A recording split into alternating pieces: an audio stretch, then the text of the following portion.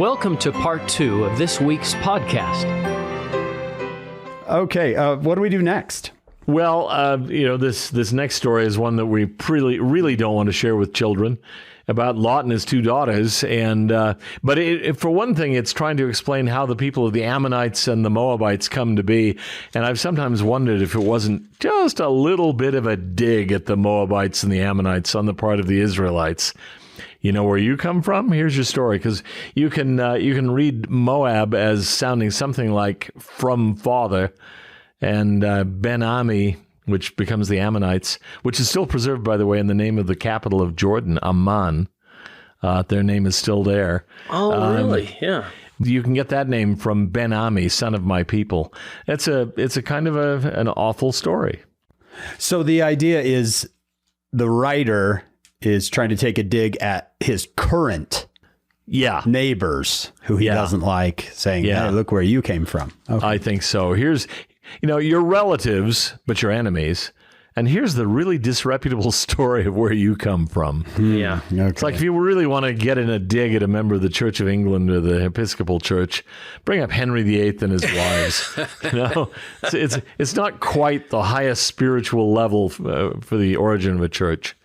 And in the future, the Moabites, the Ammonites caused problems. Yeah, I've wondered where this comes from.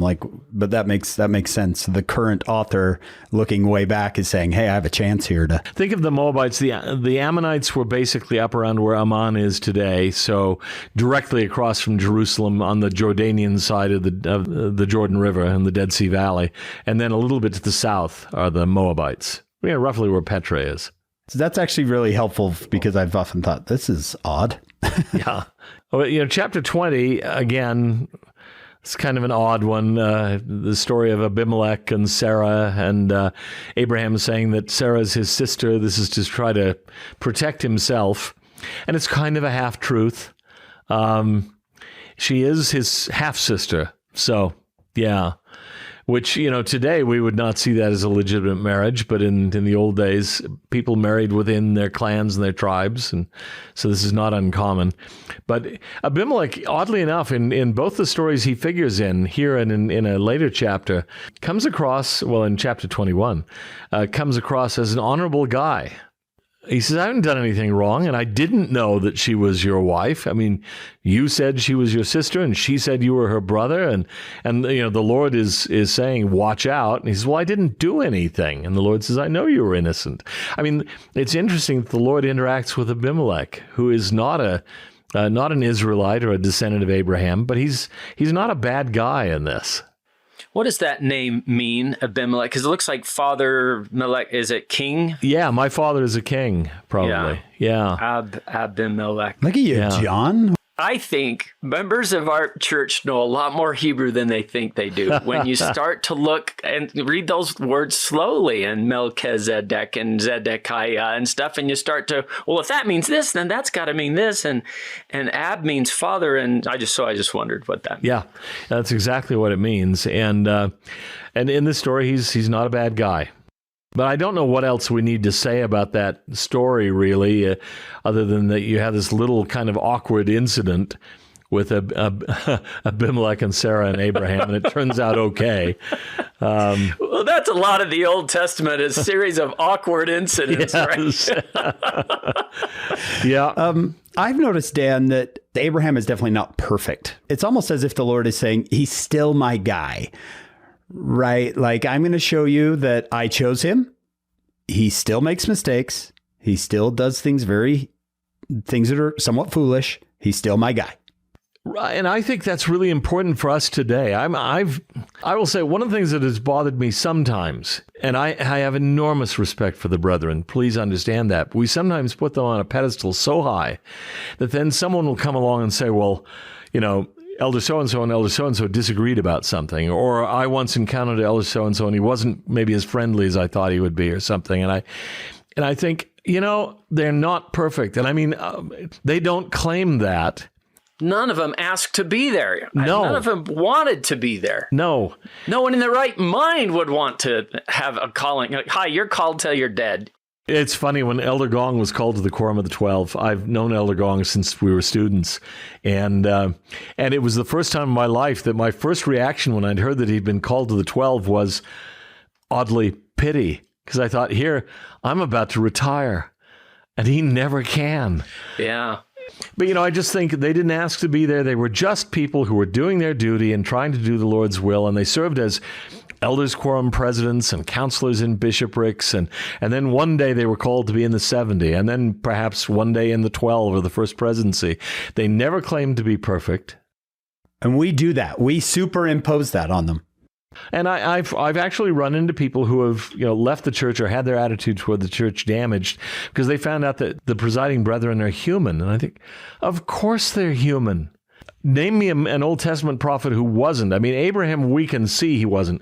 With a lot of them, Isaiah, for example, we don't know much about his personal life. But I'm betting if you knew Isaiah, you'd think, well, he's a really good guy. But, he has these quirks or, he's not as patient as he could be or something. I don't know what it would be. I've always loved a line from Lorenzo Snow, who lived in the Joseph Smith household for a while, and he said he saw his imperfections. And did this disillusion him? Not even slightly. He said, I thanked God that I saw what he was, and that gave me hope for me. God can use imperfect people, because if he doesn't use imperfect people, then I'm out the window. I mean, he has to work with imperfect people, as Elder Holland himself has said, because that's all he's got. That's all he's got. Must be incredibly frustrating, but he deals with it. I'm reminded, too, of a Stephen Covey story when he had some sort of assignment where he would be working closely with some of the brethren, and somebody was like, well, don't lose your testimony. And I loved Stephen Covey's response was, well, they didn't give me my testimony and they cannot take it away.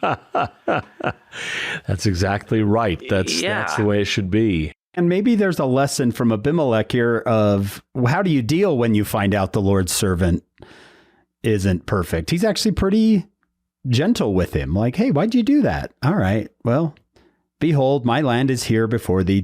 Dwell where it pleaseth thee. It reminds me a little bit of Pahoran and Moroni, where Moroni unleashes some pretty unfair attacks on Pahoran. He doesn't know the full story. Pahoran says, I rejoice in the greatness of your soul. He could have gone after him and said, you jerk. Yeah, you have no idea what we're dealing with up here. Yeah, but he doesn't. I think what a wonderful response. Now, talk about greatness of soul. Yeah. You see it in that response. And when Nephi sees Lehi murmur, right, he doesn't say, well, I'm never going to deal with you anymore. I'm so disappointed. He puts more trust in him. Yeah. More faith in him. I just think there's a lot to be learned from this. And yes, the Old Testament is full of very human people. Some of them do terrible things. Even some of the good people do. But we should learn from that. Is it Ambrose Bierce in the Devil's Dictionary who describes the Bible as a work of scripture admirably suited to the needs of my neighbor? We should be reading this and not saying, boy, that's just like Bob. We should be saying the question that's asked at the Last Supper, is it I? Is it I? Lord, is Yes. it I? Am I the one? Am I guilty of this? And the answer all too often is, yeah. Yeah, you are. And those have been some of the greatest moments for me in studying the scriptures when I suddenly realize, man, I've kind of done this. Maybe not as bad as this character did, but I can't point the finger at him. Who am I to judge? I can't remember who said it, but I thought it was brilliant. They say the Pope is infallible and nobody believes it. Well, in our church, we say our leaders are fallible and nobody believes it. Right. Or nobody will let them be, Right. Speaking of callings, I remember a kid when I was serving as a singles ward bishop over by UVU. I had a kid that I'd been working with who had some issues, and we worked with him for weeks, maybe months. And finally, there was one evening where I said, I think you've done everything I asked you to do. I think I can say on behalf of the church and the Lord, I feel comfortable saying, I think you're done. You're good to go. And he said, oh, thanks. I'm sorry I've taken so much of your time. And I said, oh, that's why they pay me the big bucks. To which he responded, yeah, I've always wanted to know, how much do they pay you to be bishop? And I thought, you've got to be kidding. And my response was, They don't pay me a nickel, nothing. And I said, I wouldn't do this for money. I'll do it for free, but I wouldn't do it for money. That is such a great story. That's Mother Teresa. Someone saw her cleaning up a leper, and the guy said, I wouldn't do that for $1 million. And she said, neither would I. Exactly right. Sorry, I'll go on another tangent here. I had an experience. I'm so old that I was in Switzerland at one point, and Harold B. Lee came through. He was president of the church then. But President Lee came through, and he had been with my mission president. My mission in those days, Switzerland, was responsible for much of the world. I mean, if it wasn't under a mission, it was under Switzerland, because Switzerland was neutral. And so most of Eastern Europe, most of Africa, north of the Congo, the entire Middle East, everything over to Afghanistan, because we could do things out of Switzerland that didn't offend countries there. So President Lee had gone on a circuit of some of the mission, trying to get legal recognition in Athens and in Jerusalem, and it didn't work. It failed. We failed in all those places at that point. Then he came through and he spoke to the saints at the Swiss temple in Zollikofen. And I remember seeing him, and it was the first time I'd heard about an ashen complexion. I'd never seen one before. And it turns out he died a few months after that. He had heart issues. But I remember seeing him and thinking, he looks terrible. I mean, he doesn't look healthy. And so I wasn't actually surprised when he passed away, but I saw him speak to the saints in the meeting house there in Zollikofen, adjacent to the temple, and then he stood outside and shook hands with everybody and talked with them for a good hour and a half afterwards, looking like he was about to fall over. And I felt sorry for him. I thought, he knows he's the first president of the church to have visited since this temple was dedicated in 1955 by David O. McKay. He's there for the saints, and he can barely stand up. I'm sure that if he could, he'd like to go lie down and nap, but he can't.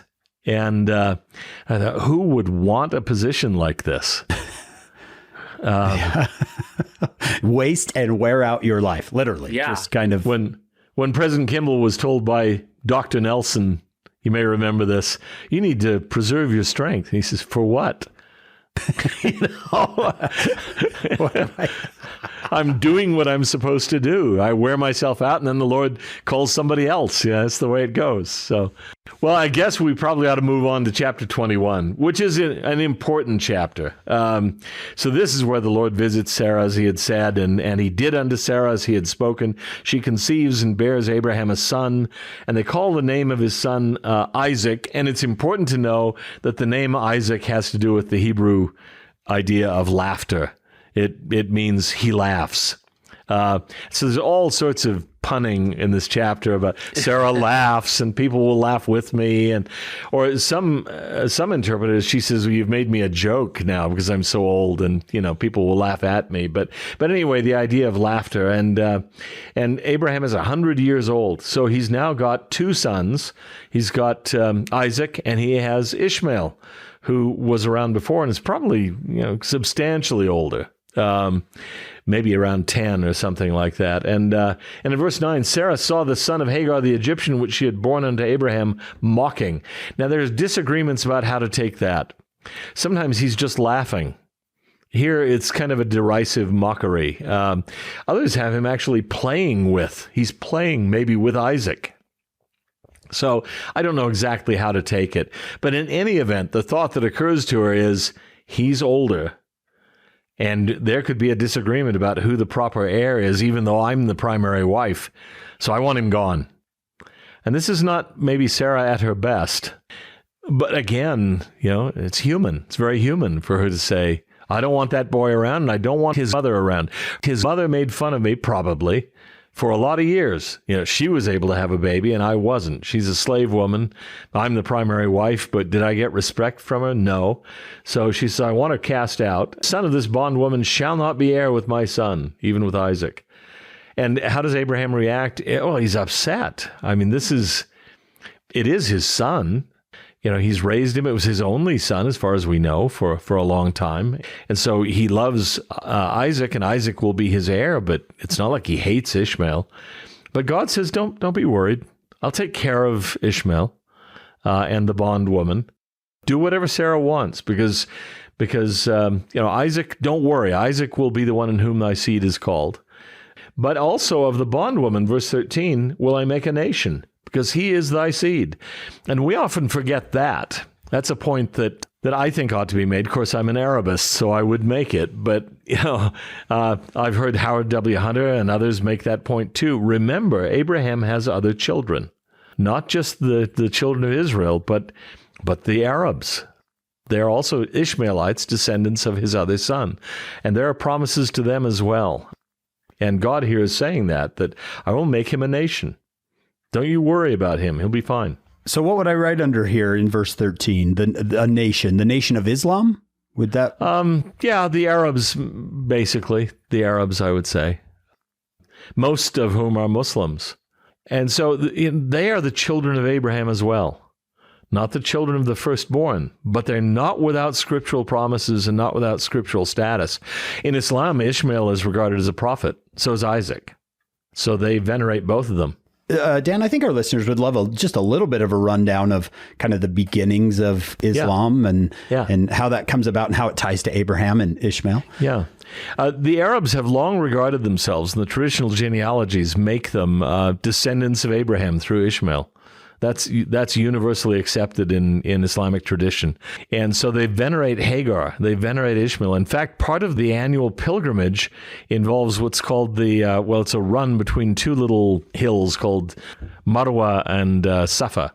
And they run between them, and they're reenacting the search of Hagar for water for her son Ishmael, who's about to die in the desert, and then is saved by God. And they actually believe that happened in Mecca, and that Ishmael and Abraham restored the Kaaba, the shrine there in Mecca. And the well that sprang up at God's inspiration is the well called Zamzam in Mecca. So that's where they think that happened. But Islam begins in Arabia with the birth of Muhammad in a way in 570 AD, then his call in 610 AD when he's 40 years old. He is working as a shepherd, among other things, and as a caravan leader. And he is regarded as a descendant of Ishmael, a proper heir. So he's a legitimate heir to the prophets. They see themselves as continuing the line of prophets. They recognize Abraham and Isaac and Ishmael and Jacob and Moses and all of the others as prophets, including Jesus. And then Muhammad is the latest in that line of prophets, but they all come through the prophetic line, which is essentially the biblical line. And you've got the Lord saying here to Abraham, and also of the son of the bondwoman will I make a nation. That's right. He is thy seed. Yeah. So I hear some Latter-day Saints feel as if they have to choose between the Jews and the Arabs. Well, I'd like to say that the Arab-Israeli conflict, first of all, is much more complex than a lot of people realize.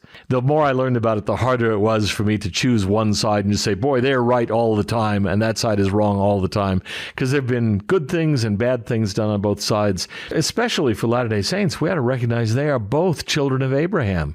And we ought to be trying not to have the one smite the other. We ought to be hoping for peace between them, as Abraham, I presume, is hoping. Yeah, good point. What does Abraham want to happen here? I think I've heard that in the Muslim belief is that Abraham was going to sacrifice Ishmael. That is what most Muslims today, I think, would believe. But here's the interesting thing. I remember once in a class years ago when I first started teaching at BYU, I had some Palestinian students in my Islamic humanities class, and I gave a basic history of Islam. I think they took the class because they thought it would be an easy A. When they got their first D on a test, I think they realized it wouldn't be as easy as they'd thought. Growing up in the neighborhood doesn't necessarily equip you to answer the questions. But I said to them, the interesting thing is the Quran never actually identifies the son who is nearly killed by Abraham. And one of them sitting in the front row said, that's not true. That's not true. It says it was Ishmael. And I said, okay, you go home and you find the passage in the Quran that says it was Ishmael and then come and show it to me. Well, he never did because it's not there. The Quran says he nearly sacrificed Ibnahu, his son. That's it. It doesn't identify him. And I checked once, years ago, the greatest commentary in early Islam comes from about 930 AD. And it kind of summarizes all the previous commentaries. And even then, about half of the commentators that At-Tabari, the author of this commentary, cited, said it was Ishmael, and about half said it was Isaac. They were still disputing over that. I think now if you asked almost any Muslim, they'd say it was Ishmael.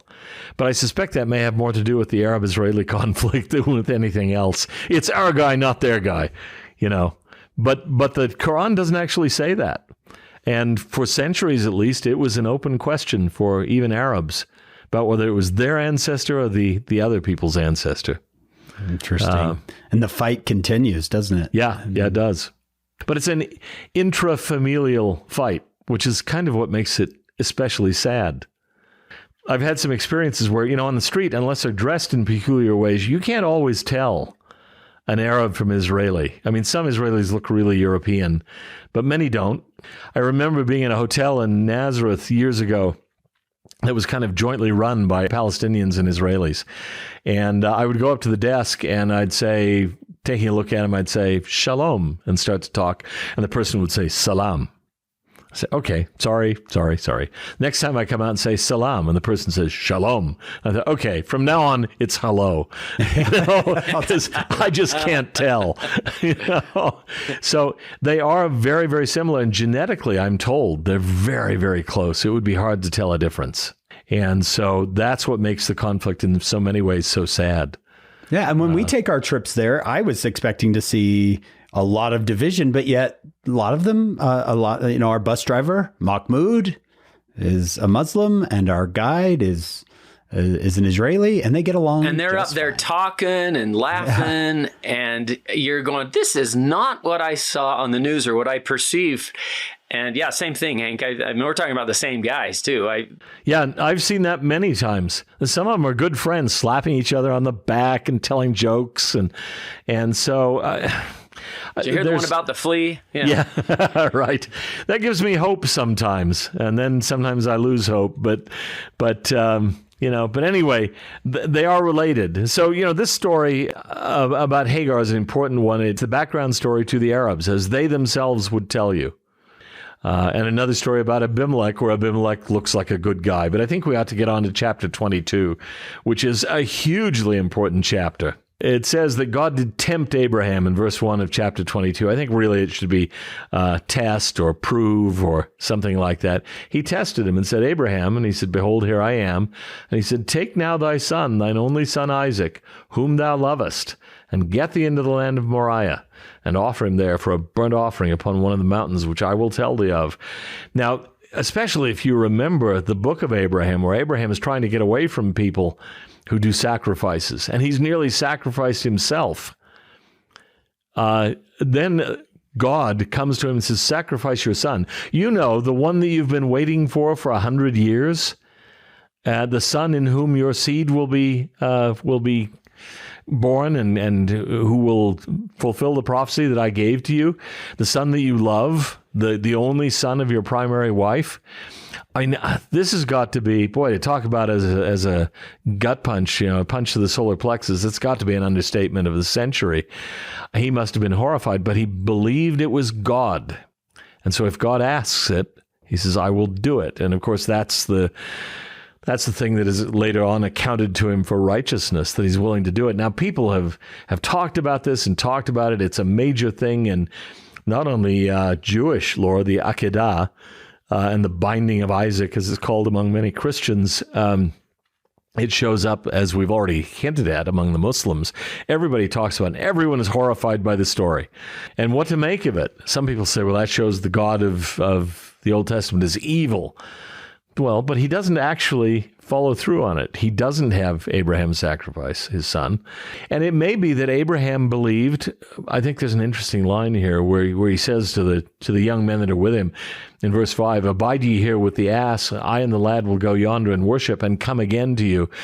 Now, maybe he's just lying, but maybe also some commentators have said, maybe he thought that if he fulfilled this requirement, God would raise his son again from the dead, and that they would return. Yeah, we'll be back. Yeah. But he tells them, we'll be back, both of us.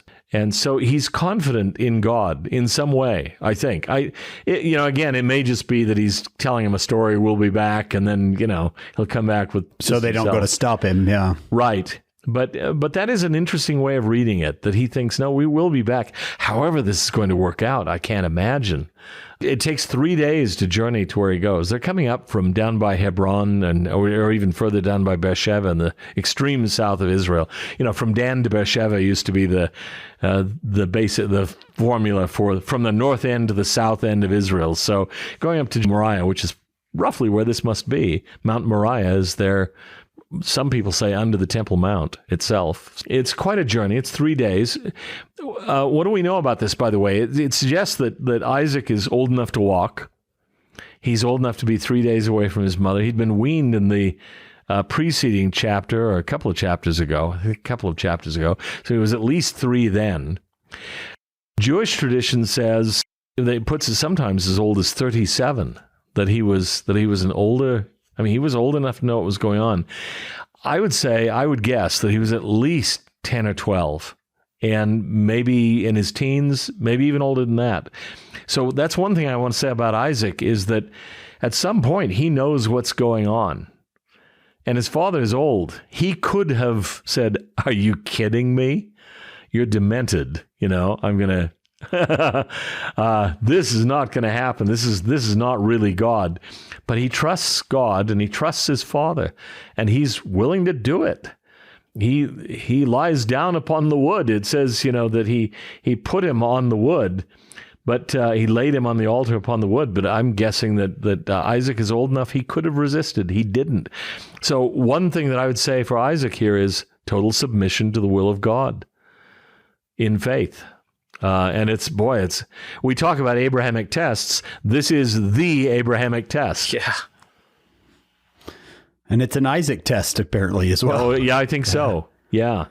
So, and he's asking these questions along the way. I see the fire on the wood, verse 7, but where's the lamb? We always have a lamb for the burnt offering. Abraham says, "My son, God will provide himself a lamb for a burnt offering." So they went, both of them together. God's going to handle this. Okay. But then at some point he realizes what's going on. Abraham builds an altar, and this isn't done in 15 seconds. This takes a while. And so Abraham is right to the point where he stretches forth his hand and takes the knife to slay his son. And only then the angel of the Lord calls him and says, "Abraham, Abraham, don't do it. Don't lay your hand upon the boy.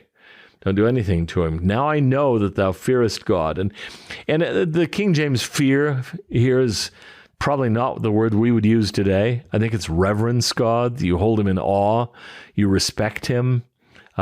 You so respect him that seeing thou hast not withheld thy son, thine only son, from me. This is the only son of the primary wife.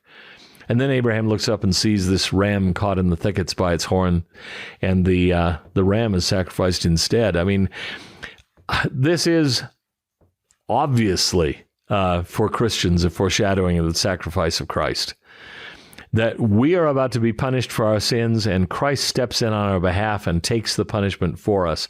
In some way we don't understand. We don't know how this works, but in some way, he is the sacrificial ram, the ram caught in the thicket in a way. Except that he's more like Isaac in some ways because he's voluntary. And I think when you see him in the Garden of Gethsemane, and he's saying, "Lord, if it be possible, let this cup pass from me." I put a lot of weight on those words. I think it's possible that the mortal Jesus may have even thought, maybe, just maybe, at this point, my willingness is enough. I am willing to do it. If it be thy will, I'll do it. But, if there's another way of doing this, I'd just as soon not. But if you want me to, I will. And then he has to do it. But I think I've heard some Christians talk about it as if, well, he's God, it's easy for him. No, I think we have to assume that it was terrible for him. If you don't, then it doesn't mean as much. It was agony, it was prolonged agony, and so on. So he's, in this way, I think it's an attractive idea to think that Isaac is old enough to know what he's doing, as Jesus was. Jesus knew what he was going to do. He's carrying the wood, right? Yeah. Yeah, he's carrying like Jesus carrying the cross to the hill. He's carrying, it's digging your own grave. I mean, you're carrying that wood, eventually knowing what it's for. Yeah. Well, and when you said that about suffering, I thought, that last year, section 19, I, God, have suffered these things for all that they might not suffer. Like you said, it's not just, oh, well, he's a God, this is easy. No, he suffered. He suffered, and he told Martin Harris, which suffering caused myself, even God, and went through that, bleeded every pore and suffered both body and spirit. So. And it's not just for a few minutes. It starts in the garden, we Latter-day Saints know, and it continues until he says it is finished. And that's a long time.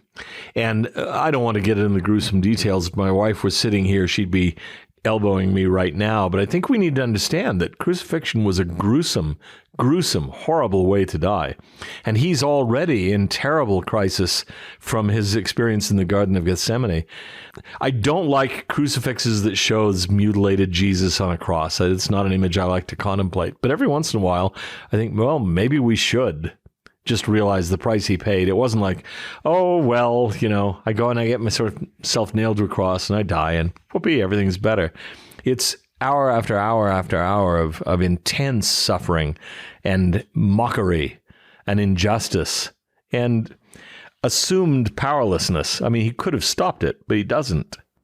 Yeah, and King Benjamin hints that it's even more suffering than a human could suffer because the human would die.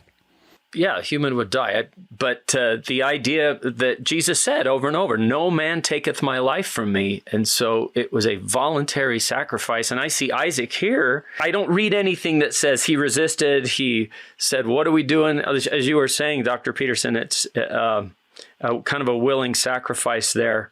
Dan, I was going to ask you, what do you say to someone who says, I just don't believe in a God that would do this, would ask this man to sacrifice his son, or that would sacrifice his own son, right? Like I've heard that before. How do you? It's a difficult thing. I mean, Paul talked about it, that it's a stumbling block and it's foolishness to some people. We have to understand, first of all, it's an expression of compassion on the part of Jesus. I'm not sure I understand the idea of the atonement. And because I think that the atonement is maybe the crucial concept in the gospel. And someday when I understand it, I'll be there. You know what I mean? That it's beyond, I see Enos, Lord, how is it done? I don't know exactly how it's done, except that there was, as I understand it, and correct me if I'm being heretical, but my sense has been that in some sense, there are laws that God himself cannot break. And there is a kind of justice that needs to be satisfied. And in some way, the atonement satisfies that justice. It has to be done. Mercy cannot rob justice. And so the law has to be satisfied. And Jesus offers himself a willing sacrifice to do that. It's an act of, I wouldn't concentrate on the cruelty of it, which I don't think you have a bloodthirsty God up there who kind of delights in this sort of thing. He agonized through it. The Father did. And the Son obviously agonized literally through it. But it's an act of incredible compassion. As Paul says, most of us would find it hard enough to die on behalf of a good person. But while we were yet sinners, he died for us. He died for people who, a majority of whom are maybe going to mock him right through most of their lives or ignore him. They're not going to pay any attention. He does that for not just saints, but sinners. So I'd focus on that. But I think that there was just no other way to do it. That's what it seemed. Yeah. There is no other way. I don't like the image of God the Father as some sort of sadist who says, you have to buy me off. I mean, I still remember being invited by a chemistry professor I got to know in Cairo, who's an Egyptian Muslim. And we got to talking, and he asked, you're studying Islam, you're studying Arabic? And I said, yes. And he said, are you a Muslim? And I said, no. And he asked, why not? Which is a question I didn't like. I don't want to say, well, here are the flaws I see in your religion, So I decided to answer it affirmatively. I'm a Christian because I believe in Christ and, I'm so on and so forth. And he said, well, let me ask you a question. He says, you believe that God has a son, which of course everyone knows is nuts. God doesn't have a son because that's something that Muslims can't accept. And then you believe that God sent his own son into earth and then tortured him to death to buy himself off. Is that what you believe? And I said, well, No, not exactly. And I wouldn't put it that way, but it's something on that order. It is something on that order. And I said, yeah, I do believe that. And he said, well, how could any intelligent person believe that? And I said, well, intelligent people have believed it for 2,000 years. A lot of highly intelligent people have found this a satisfying, a believable doctrine, that something had to be made right and we couldn't. And so the Son steps forward to make it right on our behalf. And how that happens, I don't know exactly. I hear various theories on the atonement, and I am persuaded and see issues with all of them, and I think I just don't get it. But someday I hope I will. Yeah, that's wonderful. Thank you for the answer. Focus on the compassion. My fallback verse for a lot of things is 2 Nephi 2:24. All things have been done in the wisdom of him who knoweth all things. I was like, I guess somebody smarter than I knows what's going on. And I like the line from Nephi, who says, I don't know the meaning of all things, but I know that God loves us. Loves his children. Yeah. And so 1 Nephi 11:17, I think. I get that issue a lot of times. I have to say, with critics of the church who will come up with this or that issue. And I say, there are some issues where I'm not sure I have a really good answer that would satisfy you. In a couple of cases, I'm not even sure I yet have an answer that fully satisfies me. But there are things that I know, and those are so powerful that a lot of the other stuff, and it's usually lesser stuff, just doesn't bother me because I know this to be true. And the rest seems to follow along. Do I understand it? No. That's John 9, right? When they said, well, Jesus is a sinner. And he said, well, whether he's a sinner or not, I know not. But this much I know. I was blind. Now I see. That's pretty important to me. You guys go debate that all you want. I'm going to go enjoy my eyesight. Yeah, a little different comment is when someone says to Brigham Young, well, Joseph was this and that. And Joseph says something, or Brigham says something like, well, he wasn't obviously granting this. But he says, even if Joseph swore a blue streak as long as your arm, still he brought a doctrine that will save you and me. And so, these other issues are peripheral. I say with the things I know that are hugely important, and the atonement works on my behalf. How exactly it works, I don't know, but I don't know how my computer works. I don't know how my car works exactly. There are a whole lot of things that I turn on, and they're mysteries. Doesn't just stop black me from boxes. using them. Nope. Yeah.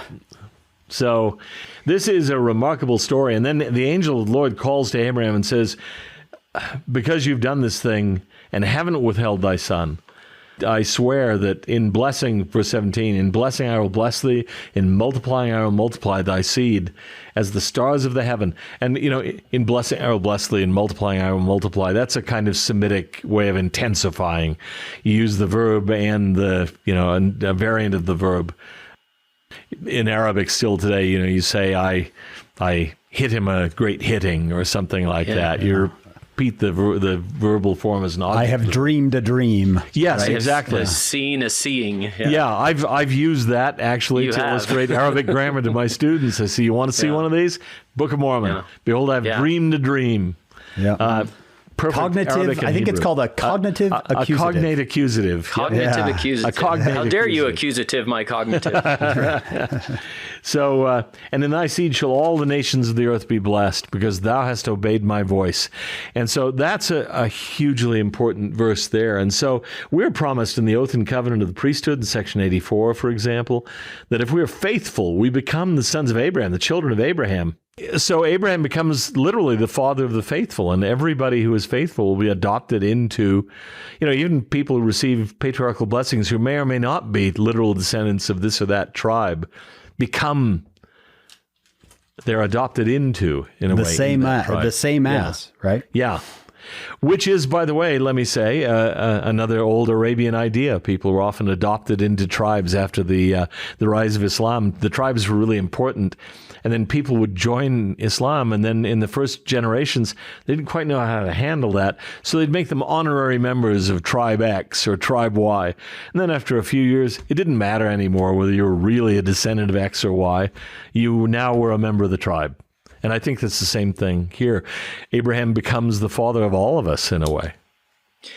Could I go back for a second? And yeah, I just remember reading one of Truman Madsen's books, and he mentioned a conversation he had with President Hugh B. Brown. in why would God put Abraham through that, knowing that Abraham, he knew what Abraham would do. He has foreknowledge. He's God. But the answer that I liked from Hugh B. Brown was that, yes, God knew, but Abraham needed to learn something about Abraham. And I've always loved that answer and thought, the Lord could kind of just put us in one of those kingdoms in section 76 right now and say, well, I already know what you're going to do. But our process of becoming would be taken away and learning about ourselves, I guess. And so that answer has helped me. I don't know. Yeah. I like that. Can I just add a story, maybe, that Truman told me once about his grandfather, who was Heber J. Grant. I don't know if this is written up anywhere or not. I haven't seen it, but that doesn't prove anything. But it was when Heber J. Grant was a young member of the Quorum of the 12, and he was called very, very young. And there was a prominent member of the church who had been excommunicated. And the question had come up of his being reinstated in the church. And I think it was John Taylor who presented it to the Quorum of the 12, and everyone was pretty much okay with it. He'd paid his dues and he could come back, except Heber J. Grant, who felt that he had disgraced himself, he had disgraced the priesthood, and so on. And he said no. And apparently this went on for some time. It came up once again, and then President Grant went home, or Elder Grant at that point went home, and he picked up the scriptures and opened the scriptures and read the passage, I, the Lord, will forgive, whom I will forgive, but of you it is required to forgive all men. And he said, it hit me right between the eyes that I was being too harsh. And he said, I went back to President Taylor's office, and I said to him, I was wrong. I take back my objection. And President Taylor said to him, Heber, I didn't really need your approval to authorize his rebaptism, but I wanted you to learn something really important. And he says, I feel that you have. And maybe President Taylor even had a sense, who knows, that Heber J. Grant would someday be president of the church, and he needed to learn this. But sometimes it's not about the problem itself. It's about us learning how to deal with the problem, or what we are, or what we're capable of. Sometimes when you read these blessings, you think, I want to be in the family of Abraham, but then you learn about what's asked of Abraham, and you're like, I don't know if I want to be in the family of Abraham anymore, right? It's this, much is given, but much is going to be required. Well, and we even have people claiming that just kinship to Abraham alone was enough. And that's, what Jesus would say, well, God can make of these stones, or was it John the Baptist? John the Baptist, I think. Yeah, Jesus can make of these stones children of Abraham. And it's not your pedigree chart. You got to act like it, No, there's again a pre-Islamic Arabian story about that one guy he started off as a slave and then earned his freedom, and people used to attack him for his lack of lineage. And he said, well, I represent the beginning of my line. You represent the end of yours. You come from good family, but what have you done? You're nothing. And I think that, it's important to understand that those things don't mean anything. I would say, too, there have been times in my life where I've wondered, is it really a blessing to be an active member of the church? I grew up in a part member family. My father wasn't a member. My mother was marginal, and I sort of activated myself. And I remember going through a period in my high school years. This is California in the 60s, you can imagine. And all my friends were doing things that I couldn't allow myself to do. And I would feel guilty about being 3 minutes late for sacrament meeting, and they never felt guilty about anything. And I thought, is this really an improvement? Yeah. And I've told people before that for me, the time when my testimony is, I commented before we were setting the time to do this, that I'm a kind of living, walking, breathing violation of the Doctrine and Covenants. I aspire to retire to my bed early, but I just keep doing things, and I just can't go to bed. So early morning is rough for me. And when I've been in leadership positions that have required early morning priesthood meetings or leadership meetings, that's when my testimony is at its lowest. When the alarm goes off, I don't want the church to be true. I just like to go back to sleep. Other people sleep in on Sunday. What's wrong with me? So, but I think, where much is given, much is required. And that's true of the children of Abraham. So it's in that way a mixed blessing. It's a huge blessing, and ultimately the blessings will outweigh the demands by far. But in the short term, sometimes you wonder, wow, this is rough. Yeah. Chosen to do a job, to bring in the harvest, to bear the ministry is not chosen to sit on a throne and be admired. It's a different kind of chosen.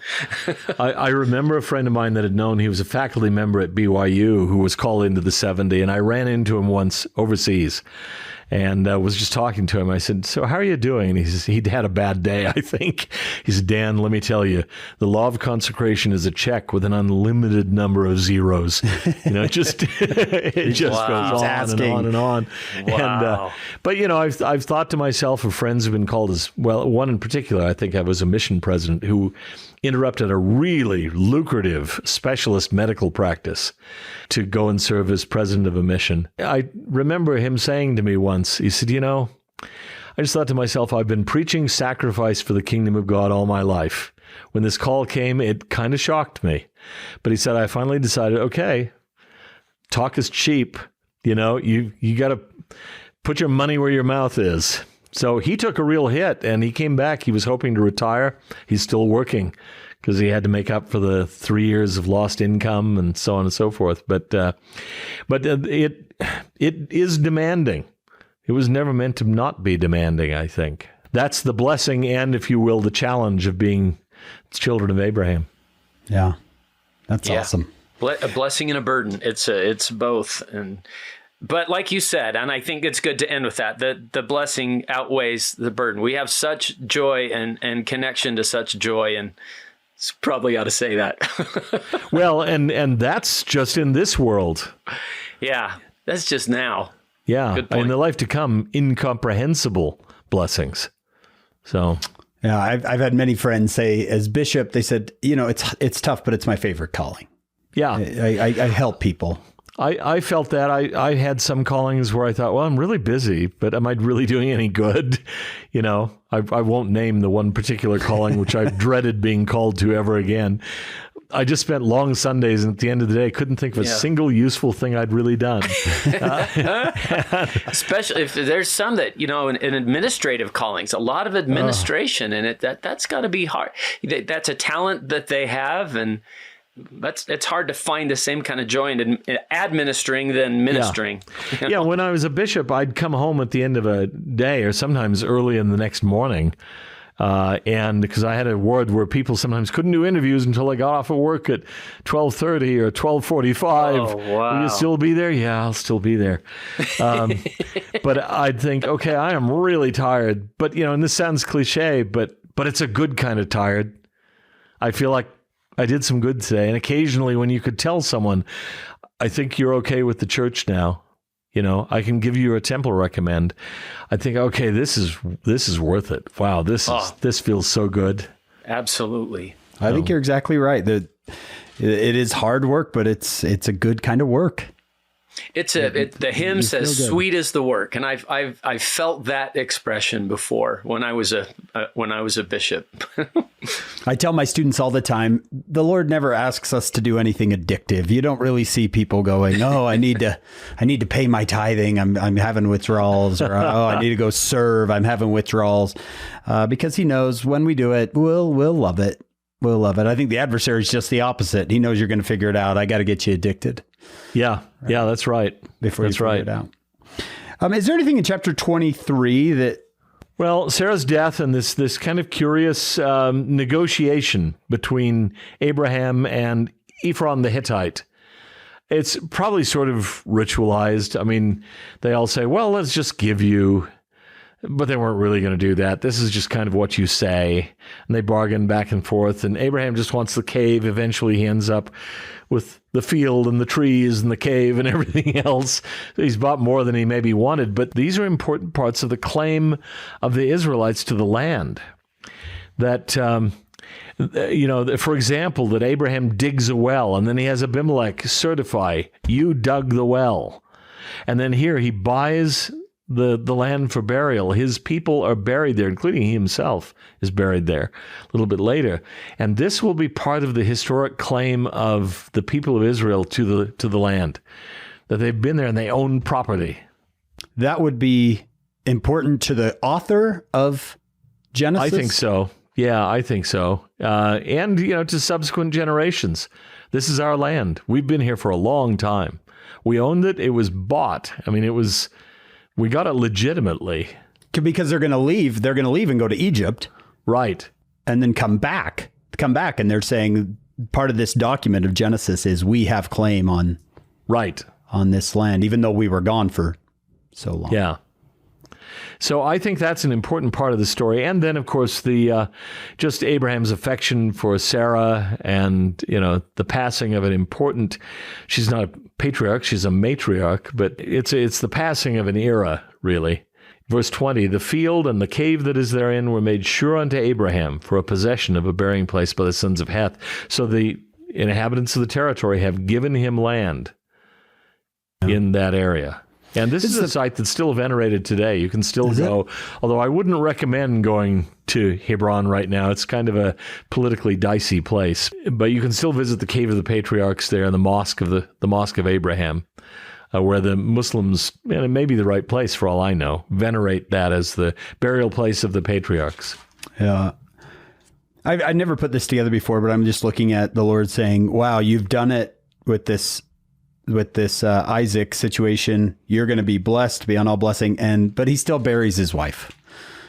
Right. So there's a humanness to that of blessings, but not free from. No, great blessings come to you. President Kimball has the revelation on priesthood and spends his last years in serious physical ill health. Well, many of his last decades, really. Every prophet goes through that. They're human just like the rest of us. I remember watching President Hinckley bury his wife and the grief on his face, right? And you're thinking, oh, he's a prophet. They'd been inseparable for years. He was confident of seeing her again, but there's a separation there, and that's painful. We had a friend who passed away a few years ago who lived to an advanced age, an emeritus member of the 70, but I got to know him only after he'd been made emeritus. He was the brother-in-law of someone I know quite well, and so we spent a fair amount of time with him, and I just saw him as he and his wife, especially his wife, became more and more ill and less able to do things and having to cope with immobility and so on, and he'd been a member of the 70 and a prominent leader, temple president and so on, but it's the human condition. We all go through this. It's like watching President Monson, his first talk as president of the church where he's wiggling his ears, and his last talk where he can barely hold himself up. So they're not exempt from that kind of thing. And again, I think sometimes some members of the church expect them to be sort of like supermen, and sometimes they are. I mean, President Nelson, I don't know what to make of him. He may live forever. Yeah. But quite often they're not. And I'm sure that President Nelson has his days. If you're that age, you've got to have them. Can I tell you a Marion D. Hanks story? I once had the opportunity, several stakes in Denver decided to do a Book of Mormon weekend or something. And so they invited a group of us to come over and speak. And there were four of us. It was Jack Welch and Truman Madsen and me and Elder Hanks. Oh my gosh, can I go? Yeah. Elder Hanks and I were paired off, and we spoke in one set of stakes one night, and we switched the next night. By the way, we went to a gospel doctrine class that Sunday. How intimidating. Oh, my word. I thought this poor woman teaching the gospel doctrine class was going to faint. I hadn't even thought about it. It wasn't so much me, but I thought Truman Madsen, Marion D. Hanks, Jack Welch, good grief. That was awful. That was kind of cruel in a way. But anyway, Elder Hanks told me a story. The one thing I really remember about this trip, is more than anything else, was he told me his favorite story of calling a stake president.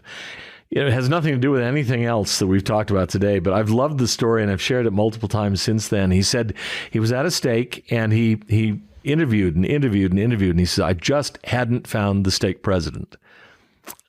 Nobody there jumped out at me as the stake president. So he said, can you bring me a list of the high priests in the stake? And they did. And he said he went down the list and there was one name that sort of glowed on the page, sort of pulsated. And he said, was this person here today? No, don't think so. Is he active? Oh, yeah, he's active. Does he live far away? And they said, no, he's fairly close to the stake center. Could you take me to his house? They said, yeah, sure. So they drove him to the man's house. He rings the doorbell. The wife answers the door. And he says, is brother so-and-so here today? And she says, yes, he is. He was feeling a little under the weather, so he didn't go to meetings today. And he said, well, could you invite him upstairs? She said, yeah. So he comes up, man does. And Elder Hank says, you know why I'm here today, don't you? And he says, yeah, I do. The other day, it occurred to me that I would be stake president, so I thought if I just didn't go to the meeting, you wouldn't call me. And Elder Hank says, that's not how it works. And he called him to be stake president. And he said, and he turned out to be an exceptionally good one. But he said that was his favorite story because it was sort of like Jonah. Yeah, Brother Jonah. I was just going to say. Maybe if I just stay away. He'll choose someone Joppa else. steak. You can run, but you can't hide. That's right. Dan, this has been absolutely fantastic. I think everybody listening has, I can just see them in their cars and in their living rooms going, this guy is amazing. This guy is so good. I think those listening would be a little bit interested in your journey, this vast education that you've had, so much exposure to the world, especially Islam and the Middle East. And here you are, a faithful Latter-day Saint. I think our listeners would want to know a little bit more about that. Can you share a little bit of that with us? Sure. Well, I was born in a part-member family in Southern California. My father was a very inactive Lutheran from North Dakota, and my mother was a semi-active, mostly inactive Latter-day Saint from Southern Utah. And so I was raised occasionally going to church. It was sort of a social thing. But I think if you had asked me at the age of 11 or 12, I was a thoughtful kid. I think I would have considered myself an atheist. Church didn't appeal to me. It was boring, and I didn't want to go. When we did go, I didn't enjoy it that much. I didn't have that many friends at church. For some reason, my ward didn't have a lot of kids my age. And so even in high school, I didn't have any Latter-day Saint friends. There were just none. But one of the things that first hit me was I stayed home from school one day. I was sick, or maybe I was really sick. I don't know. Can't remember now. But I was home, and we had inherited a book from my grandmother who had passed away some years before. It was by Nephi Anderson. It was called Added Upon. It's a little novel, basically kind of a forerunner, I suppose, to some of the musicals, Saturday's Warrior. The plan of salvation laid out. I've tried to read it since then and haven't been able to. It's pretty stilted, and it's just, it's dated. But I read it then, and because I was bored staying home, and it laid out the plan of salvation in a way that I had never heard before, or hadn't been listening. I don't know. Just the whole sweep of the thing, from premortal existence on through mortal life and life afterward, and the potential destiny of human beings. I just thought, this is the grandest, most spectacular thing I have ever read in my life. This has never registered with me. So the church is not just about boring Sunday school lessons and sacrament meetings I think will go on forever. This is dramatic. This is amazing. And so I began to pay attention, and I became pretty active, when my parents weren't. My father wasn't even a member, and so I would go to church on my own when I could drive, and I became quite serious about it. And another turning point for me was when some friends in the ward who knew that I didn't get much support at home, but thought that maybe I could use a little more nourishment, said, well, we're going to be having Education Week at nearby. I think it was in West Covina. I grew up in San Gabriel. We're going to be having Education Week, and we're going. It's 3 days or 4 days, whatever it was. I think it was 4. And we'll take you if you'd like. We'll pick you up in the morning, and we'll take you, and you can stay as late as you'd like. And I went there, and it was a feast. I mean, I look back, and I think Daniel Ludlow was speaking there. Truman Madsen spoke. The 3Ds did music. Who else spoke? And Bruce R. McConkie of the First Quorum of the 70s spoke. I don't know if he ever did that again, but he did at that one. And Hugh Nibley spoke. I mean, it was like a paradise feast for me. I thought, okay, if that's what the gospel is about, I'm in. And if that's what BYU is about, I'm going. No question where I want to go. This just thrilled me. I loved it. I mean, Truman was giving lectures on existentialism and logical positivism, but he was making them so interesting that even those of us who didn't know anything about them were just eating it up. And so to me, early on, there was a sense of the grandeur of the vision of the gospel and the intellectual excitement of it that has never left me. I still feel that this is the grandest vision, the greatest story that I can imagine. There's just nothing better. And so I came to BYU initially as a mathematics major. I had a life-size poster of Albert Einstein on my dorm dresser or dorm cupboard or closet. And I wanted to be that, and then decided, no, that really wasn't me. So I switched of all things to Greek and philosophy. I'm sure that my parents were so pleased. What a lucrative field to go into. Right. You can just really make a fortune doing classical Greek and philosophy. Huge demand. Yeah, huge demand. To their credit, they didn't give me a lot of trouble. I mean, I might have had I been in their place, but they didn't. They were quite supportive. And meanwhile, interestingly enough, I was having conversations with my father. And then the time came for me to serve a mission. And about that time, I had just stopped talking with him. He would always argue with me. They were good-natured arguments, but he'd always sort of push back. And finally, I decided, no, this isn't going anywhere. It's never going to happen. So he actually raised the issue with my much older brother, 10 years older than I am, half-brother, actually. And he said, isn't Dan interested anymore? And my brother said, well, he's given up on you. And so my dad began reading on his own, and reading Hugh Nibley was one of the factors that influenced him. So the night I was set apart as a missionary, the day I gave my farewell, Sunday, my parents put on a little missionary farewell. They're kind of discouraged now a little bit, but we did them in those days, invite everybody over. And my dad came up to the bishop and said, Bishop, is there any chance that I could be baptized before my son leaves? And I think the bishop nearly fainted. They'd known my dad for years. His nickname among some of the less reverent members of the ward was Bishop, because he'd helped build the chapel and things like that, but he just wasn't interested. Well, he joined within a year, actually slightly less. He was in a bishopric himself, but anyway, so that's how we all got to be in the church. And when I got back, we were sealed together in the Los Angeles temple. But I decided fairly early on that the kind of work Nibley did fascinated me, and that I wanted to see if I could pursue it further. And so I began with classical Greek, and I did some other languages. And then I heard Nibley give a talk once on Arabic. Now, if you wanted to study anything, study Arabic. He was in one of his Arabic phases. I learned later they lasted about a week and a half each, and there were about 5 of them. But he got me, and so I began studying Arabic, and that kind of led me to where I ended up. But my other interest has always been not just Islamic studies, but the gospel. And seeing how the gospel fits, not just into the Middle East, but philosophically, how rich are these doctrines? How profound and powerful are they? And so I was sort of caught between Truman Madsen doing the philosophy side of things and Hugh Nibley doing the ancient world. And I have not been disappointed. I think the gospel is as rich as can be, and that when I see some people who say, well, it's as shallow as a puddle, and I think, then you haven't done the work, because to me, that's just absolutely not true. And to me, the answers it gives, the meaning that it suffuses life with, I mean, ordinary acts of daily mortal life become really important when viewed in the context of this, what some people have called a 3-act play. We're in the second act, right? They don't make any sense if you don't know about the first act.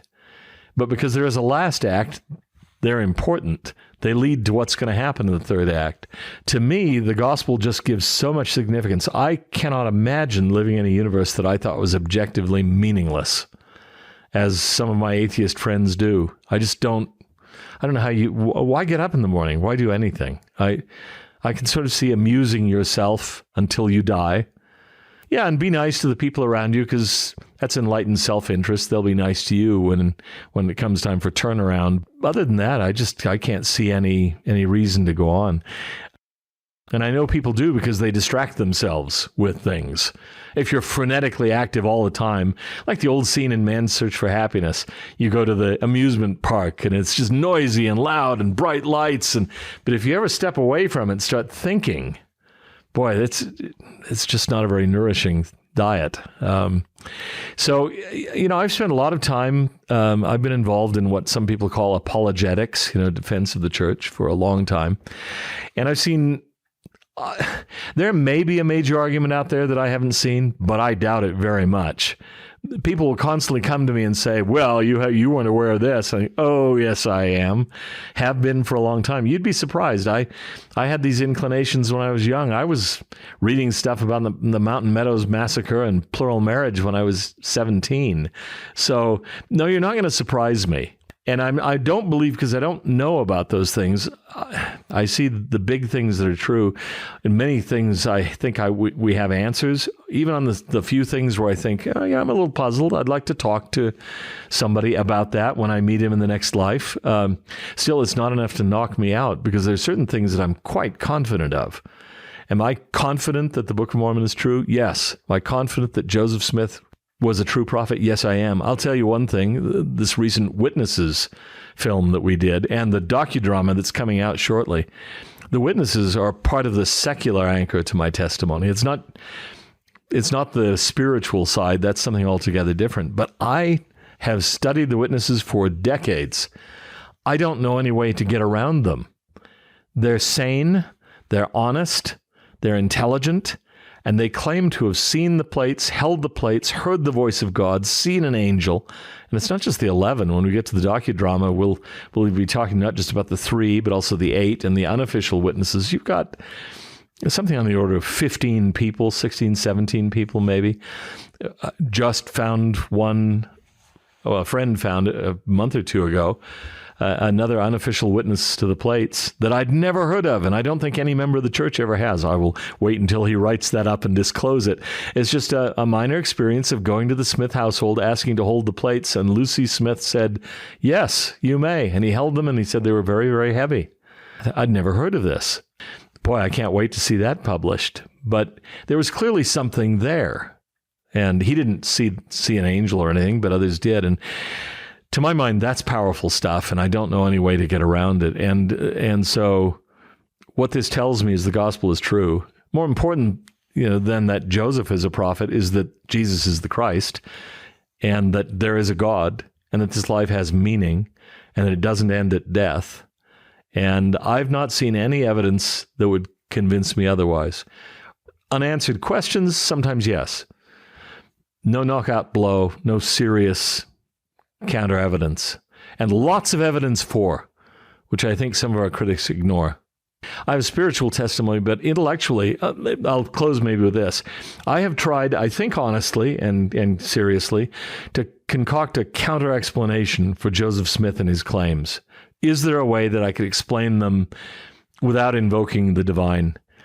I can't, and I've tried hard. You might be able to account for this element, but not that element. And sometimes the explanation for this one contradicts the explanation you'd come up with for that one. The simplest explanation for me is it's true. If I were going to offer one single secular argument for the truth of the gospel, it's that no counter explanation works. It doesn't account for all the data. And Joseph's been dead a long time. You've had your time to come up with an alternative theory. If the Book of Mormon were a shallow fraud, man, it should have been obvious a long time ago. Right. 192 years now it's been since it's been published. Dan, this has just been fantastic. Really. It's been so good. We want to thank Dr. Daniel Peterson for joining us today. Wow, what a great day. Thank you to all of you who stayed with us today and listened. We love you. We're grateful for you and your support. We want to thank our executive producers, Steve and Shannon Sorensen, and our sponsors, David and Verla Sorensen. And we hope all of you will join us for our next episode of Follow Him. Hey, we want to remind everybody that you can find us on social media. Come find us on Facebook and Instagram. We would love it if you would subscribe to, rate, and review the podcast. Share it with your friends. That would be awesome. Go to followHIM.co, followHIM.co for any show notes, transcripts, any references you want. If you're feeling up to it, you can read the transcript in French, Portuguese, and Spanish. So all of that is available to you absolutely free. Go to followHIM.co to find all of that.